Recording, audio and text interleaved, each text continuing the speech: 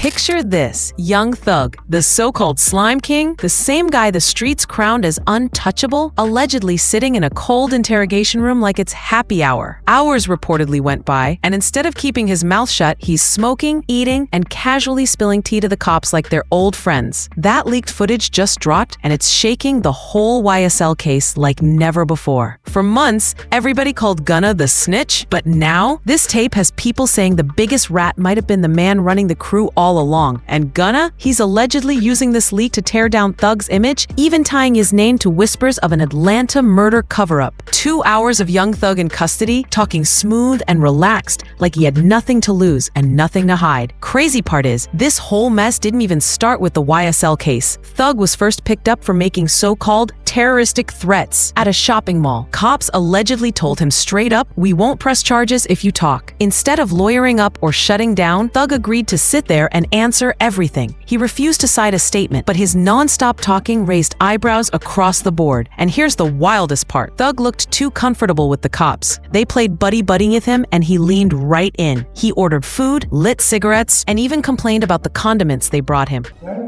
That's mayonnaise.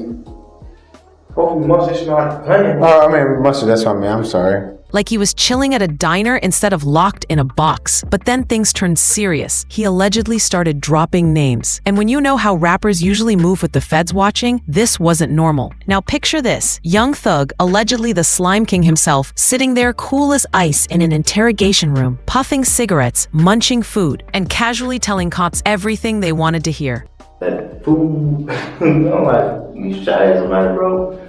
But I don't fucking know, because every day nigga grow f***ing ball. I don't know. I honestly don't know. That leaked footage has the internet spinning because suddenly the snitch narrative on Gunna is flipped upside down. The tape makes it look like the real rat in this YSL mess might have been the man running the show all along. And Gunna, he's reportedly capitalizing on it heavy, using this leak to rip Thug's image apart, even linking his name to whispers of an Atlanta murder cover-up. This wasn't no quick chit-chat either. This was over 2 hours of Thug chilling in custody, calm, like he had zero secrets to protect. The wildest part, this didn't even start with YSL. Thug was first scooped up for allegedly making terroristic threats at a shopping mall. Cops allegedly laid it out plain. "We won't press charges if you talk." Instead of lawyering up, Thug leaned in, kept answering everything, and raised eyebrows everywhere. At one point, he even name-dropped Pee Wee Roscoe, the same guy prosecutors tied to the infamous 2015 Lil Wayne tour bus shooting. Thug allegedly told cops Roscoe was Wayne's drug carrier, the type who breaks laws daily. Wayne 70 million.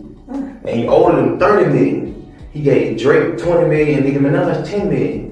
He thought he had an understanding that he paid out the 100 million. But when it came to who actually shot up the bus, Thug slid away fast, saying it wasn't him, it wasn't an order, it was Roscoe moving solo. Depending on how you see it, that's either truth or a way to redirect blame. Then came Birdman. Thug didn't hold back, allegedly airing out tension with Lil Wayne, that $30 million Wayne was owed, even questioning why Wayne was crying about it. Police reportedly pressed him about lyrics too, asking if they were exaggerated or real-life events. Thug danced around, admitting some bars were capped while hinting others were real, blurring the line between art and confession. The real question everybody's asking is, who allegedly put the battery in Pee Wee Roscoe's back? Who told him to move on Wayne? And who benefited when that beef turned into bullets flying? Thug might have tried to deflect in that interrogation, but his words still put Birdman, YSL, and himself right in the mix. That leaked audio lit the internet on fire, with fans quick to label him a snitch. But the story? Way messier than it looks. Roscoe himself came forward to defend Thug, saying he's clean as Listerine. If you ask him, Thug wasn't snitching. He was just following interrogation rules, keeping it real, and allegedly trying to protect a close friend who caught heat. Roscoe claimed the audio got twisted by people who didn't hear the full context.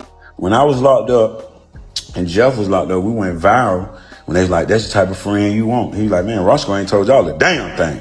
And Thug, he clapped back online. On X, he wrote, "They didn't play my interrogation video in court because I helped my brother, the rat where." His point was that he was helping someone, not betraying anyone. But fans and critics, they're split. Some call it hypocritical, pointing to his long beef with Gunna, who was also accused of snitching. Others say it's not the same at all, that Thug was standing on loyalty. Still, in a world where loyalty is everything, even answering cops honestly can be twisted into betrayal. And some believe this leak ties back to something even bigger, an alleged murder cover-up with Thug's name tangled in it. This is where things get brutal. The bigger picture around Young Thug's case isn't just about music beefs or one crime. Prosecutors claim it's about a whole pattern of violence tied to YSL. For years, YSL allegedly wasn't just dropping tracks, they were running the streets, with accusations of shootings, drug pushes, robberies, and witness intimidation, all under the cover of being just a label. That 2022 indictment named 28 people tied to YSL, with charges meant to prove the crew was deeper than music. Prosecutors say Thug was a co-founder and leader, pulling young dudes into a cycle where crime and rap blurred together. And the human cost? May 18th, 2024, was reportedly a tragedy. Prosecutors say YSL member Jamal Baker and 2 others sprayed over 36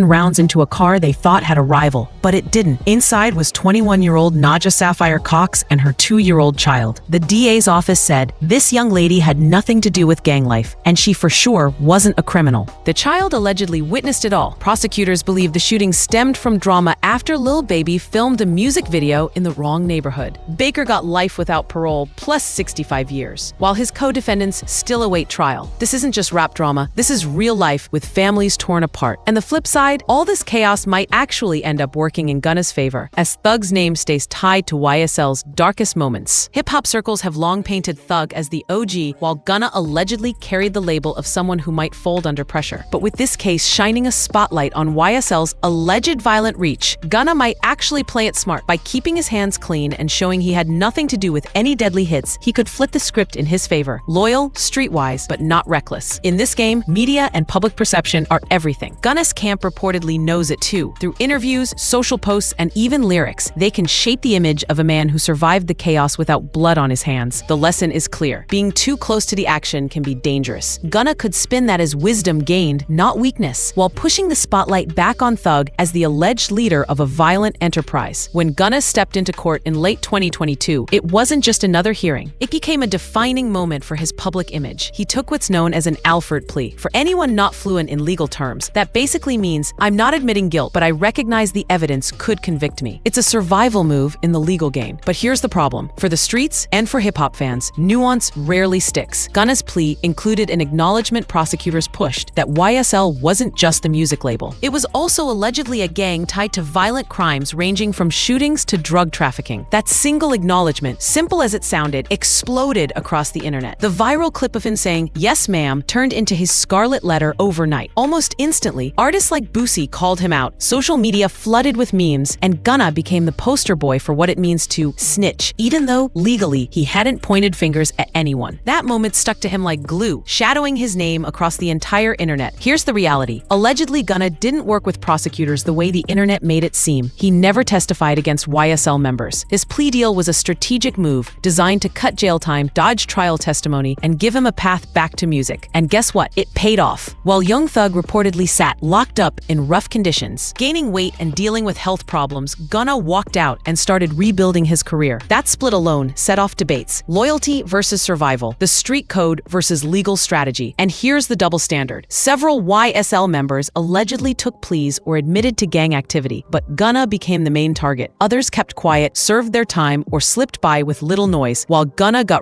roasted by fans, media, and even rival artists. Why? Because in hip-hop, even admitting gang ties for legal reasons gets painted as betrayal. The irony runs deep. Thug, considered the real one, has been stuck behind bars, struggling. Gunna, the one branded as a snitch, has kept moving forward. Some fans call him smart, saying he adapted and survived. Others label him a traitor, refusing to let it go. And that divide changed how the whole hip-hop scene looks at him. Career-wise, the contrast couldn't be sharper. Gunna's plea, while controversial, gave him momentum. He jumped back in the studio, kept collaborations alive, and pushed new music. Thug, meanwhile, has been buried under court battles, health rumors, and endless negative headlines. One man allegedly thriving, the other fighting decline, and that flipped the loyalty conversation. If Thug is the real one, why is he the one losing ground? Then came the leaked interrogation audio of Thug, allegedly calm, relaxed, and name-dropping while talking with cops. That tape only stirred the pot more. Now the stories clashed. Gunna slammed for his courtroom "yes ma'am," while Thug faced heat for looking too comfortable with the police. The double standard is obvious. One man punished for surviving, the other questioned for what looked like cooperation. It shows just how blurry the line is between loyalty, street credibility, and legal realities. Gunna's camp knows this. Every post, every interview, every lyric since his plea has been about flipping the narrative. He made it through without betraying anyone. And whether you see him as clever or cowardly, cowardly. Some fans respect that. To them, Gunna is cautious, calculating, and adaptable. Qualities just as valuable as street cred when facing a Rico storm. Meanwhile, questions about Thug keep piling up. If he's the real one, why did he stay locked up longer? Why did he take less heat than Gunna? Why is his career slowing while Gunna's pushing forward? The truth isn't simple, and that's why this story keeps spinning. Fans argue online, rappers sneak references into bars, and the YSL saga stretches on in courtrooms, on the streets, and in every new song. In the end, Gunna's infamous "Yes Ma'am" wasn't just a courtroom moment, it became a symbol, a sign of survival under fire, a magnet for controversy, and a reminder of how hip-hop judges loyalty versus strategy. And it leaves everyone wondering, in this battle between loyalty and self-preservation, who really wins?